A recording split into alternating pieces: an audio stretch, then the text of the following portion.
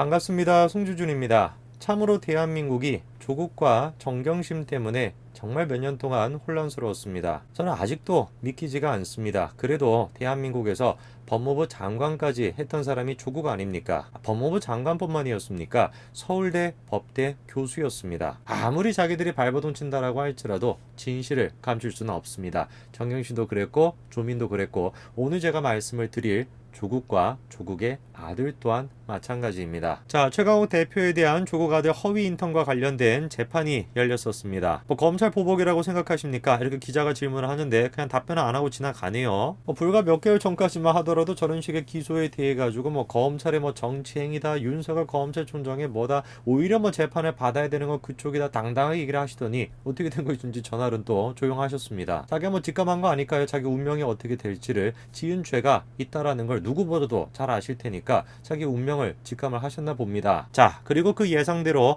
정종건 판사, 우리가 기억해야 되는 훌륭한 판사님이죠. 정종건 판사가 다음과 같이 판결을 내렸습니다. 최강욱 대표가 가짜 확인서를 통해 가지고 대학을 업무방해했다라는 겁니다. 자, 우리가 조금 짚고 가야 되는 것이 무엇이냐면 최강욱이나 그리고 또 정경심 이런 사람들한테 지금 적용이 된 것이 문서를 위조했다 이게 아니라 문서 위조를 통해 가지고 대학의 정상적인 입학 과정을 방해했다라고 하는 업무 방해 혐의입니다. 그러니까 애당초 지금 인턴을 했다 이런 식의 확인서를 써주는 것이 공문서가 아니다 보니까 공문서 위조죄 이런 식으로 가는 게 아니라 그런 식의 사문서를 위조를 함으로써 대학교의 정상적인 업무를 방해했다는 업무 방해죄가 지금 성립이 되는 것이죠. 최강욱 씨의 재판 또한 마찬가지였던 겁니다. 정경심 교수의 경우도 문서 위조를 통해 가지고 대학교의 입시를 방해했다, 업무 방해 그렇게 됐던 것이고 최강욱 씨도 조국의 아들한테 하지도 않은 인턴을 갖다가 했다라고 거짓으로 작성을 해줘가지고 그걸로 입시를 방해했다, 업무 방해 이렇게 이제 적용이 된 거죠. 자, 그러면 재판부는 도대체 어떤 근거를 가지고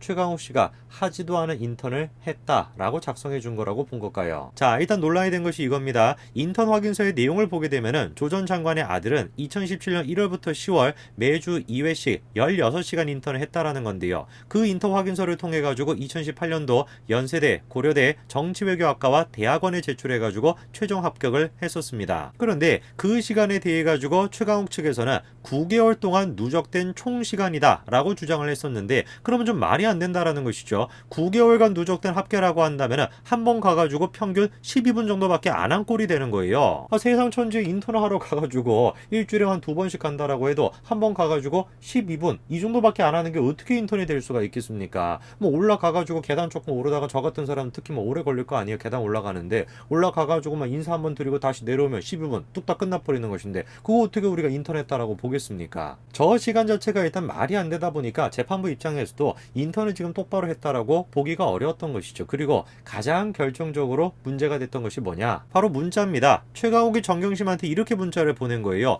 오랜만에 조씨 목소리를 들었다. 이렇게 문자 메시지를 보냈다라는 겁니다. 아니 생각을 해보십시오. 일주일에 지금 2번 정도 거의 한 10개월 가까이를 계속 해가지고 왔다 갔다 했는데 왜 도대체 최강욱 씨가 정경심한테 오랜만에 조씨를 봤다 이런 얘기를 하겠습니까? 말이 앞뒤가 하나도 안 맞는 거죠. 이런 식의 문자 메시지뿐만 아니라 재판부가 최강욱 씨가 허위로 작성해줬다라고 했던 근거는 다음과 또 같습니다. 애당초 그 법무법인 안에서 조 전 장관의 아들을 봤다라고 하는 직원이 제대로 없는 겁니다. 이 그러면 누가 보든지 간에 최강욱이 조국의 아들한테 허위로 지금 인턴 확인서를 작성해줬다 그렇게밖에 볼 수가 없었던 겁니다. 근데 제가 조금 걱정이 됐던 거는 뭐냐면 아마 영상을 보시는 대부분의 분들도 걱정을 하셨을 것 같은데 상식적으로 생각해 본다면 당연히 말이 안 되는 거지만 문재인 정부가 어떻습니까? 비상식이 상식이 되어 있지 않습니까? 그러다 보니까 사법부가 또 이상한 판단을 내려가지고 죄가 있기는 있긴 하지만 그래도 의원직은 유지할 수 있을 법한 그 정도의 벌금형을 내지는 않을까 싶었는데 웬걸 정종건 판사가 어떻게 했던 겁니까? 완전히 그냥 자기의 양심껏 그대로 그냥 판결을 내려버린 거예요. 그래서 1심에서는 지금 최강욱에 대해 가지고 집행유예가 선고가 된 겁니다. 사실상 의원직 상실이 될 수 있는 그런 판결이 나온 것이고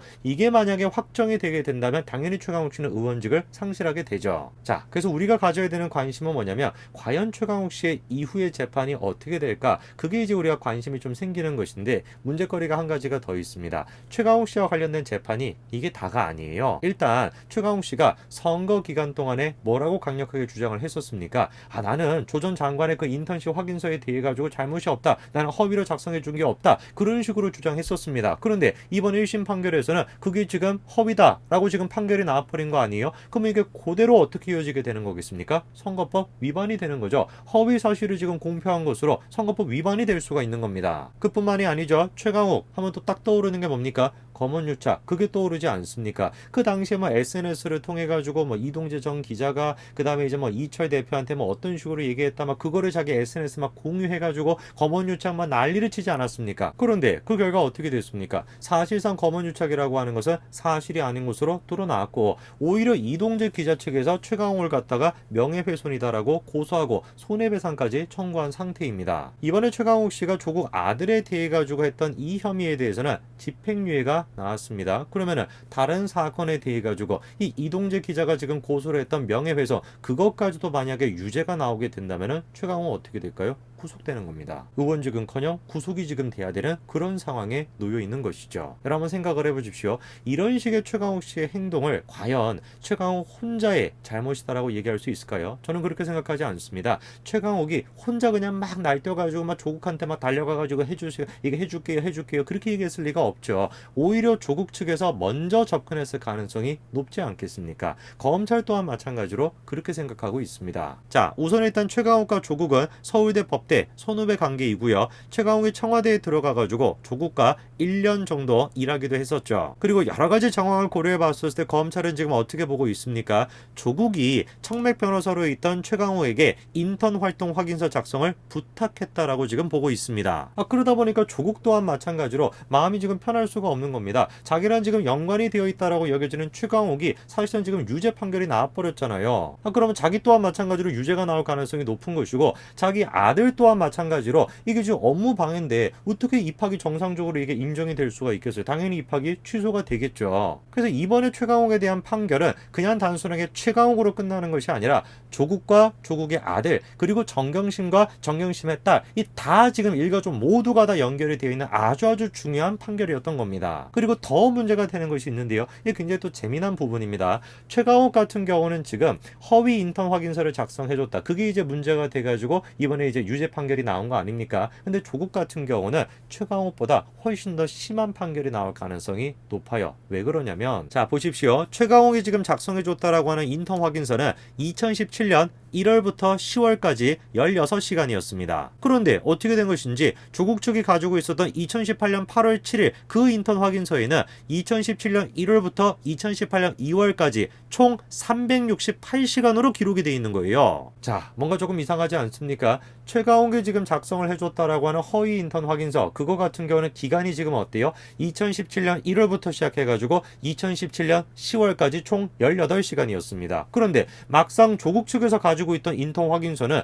2017년 1월부터 시작해가지고 2018년 2월 4개월 정도 인턴 기간이 늘어났죠. 그런데 인턴한 총 시간 같은 경우는 18시간에서 368시간으로 완전히 뛰어버린 것입니다. 자, 그렇게 되면은 최강욱 씨가 작성을 해줬던 인턴 확인서, 그것 또한 일단 애시당초 허위였습니다. 허위. 그래서 유죄 판결이 나온 것인데, 그 허위 인턴 확인서가 어떤 과정을 거쳐가지고 뻥튀기가 되어 있는 거예요. 더 심각한 지금 허위 확인서가 되어 있는 겁니다. 그 부분에 대해 가지고 최강욱이 이미 실토를 했었죠. 2018년 8월 그 인턴 확인서는 최강욱이 작성하지 않은 게 맞냐? 그 소리에 대해서 아는 바가 없다라는 겁니다. 한마디로 얘기해서 뭐겠습니까? 2018년 8월에 그 인턴 확인서는 최강욱이 작성을 해준 것이 아니라 그거를 누가 조작을 한 것이다? 조국 측에서 조작을 한 것이다. 이게 지금 검찰이 갖고 있는 생각입니다. 자, 여러분 어떤 건지 조금 정리가 되시죠? 최강욱 씨가 허위 인턴 확인서를 작성을 해줬습니다. 그게 이번에 유죄가 나왔어요. 그런데 조국 측에서 가지고 있었던 2018년 8월 당시에 가지고 있었던 그 인턴 확인서 같은 경우는 368시간으로 더 뻥튀기가 되어 있었는데, 그거를 누가 조작을 한 것이다? 최강욱이 한 것이 아니라 조국 측에서 조작을 했다라는 것이죠. 사실상 이런 측면을 생각해보면 최강욱 입장에서는 좀 억울할 수도 있는 거죠. 2018년 8월 그거 다 모르는 거다. 그거 내가 한 것이 아니라 나도 모르게 조국이 혼자 한 것이다. 이게 지금 최강욱 측이 가지고 있는 생각입니다. 조국의 아들 또한 마찬가지로 검찰 조사 당시에 뭐라고 합니까? 두 인턴 증명서의 대부분 기간이 겹치는데 2017년과 2018년 총 인턴 시간이 어떻게 이렇게 다를 수가 있냐? 그 이유가 뭐냐고 물어보니까 진술하지 않겠습니다. 이렇게 답했죠. 진술을 하지 않는 게 아니라 진술을 못하는 거겠죠. 조작을 한 것인데 어떻게 진술할 수가 있겠습니까? 몇 개월 전까지만 하더라도 조국 가족은 대한민국이 자기의 것처럼 느껴졌을 겁니다. 야, 이렇게 대학 가기가 쉽네. 엄마 아빠만 있으면, 엄마 아빠만 잘 만나면 대학 가기가 쉽네. 그렇게 생각했을 겁니다. 그러나 세상이 그렇게 돌아가지가 않죠. 진실은 아무리 애를 써도 감출 수 없는 법입니다. 오늘까지 말씀드리겠습니다. 감사합니다.